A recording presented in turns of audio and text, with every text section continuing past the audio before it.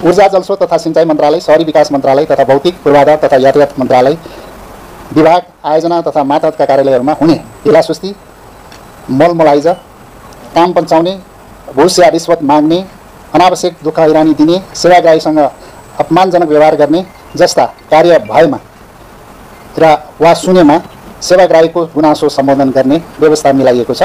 यस सम्बन्धमा कुनै गुनासो वा सुझाव भएमा तल दिएका माध्यमहरू प्रयोग गरी जानकारी दिन सक्नुहुनेछ।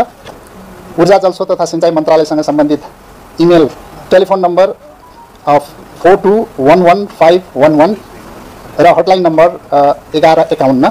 शहरी विकास मन्त्रालयसँग सम्बन्धित इमेल एड्रेस यहाँ दिएको छ, टेलिफोन नम्बर 42000011।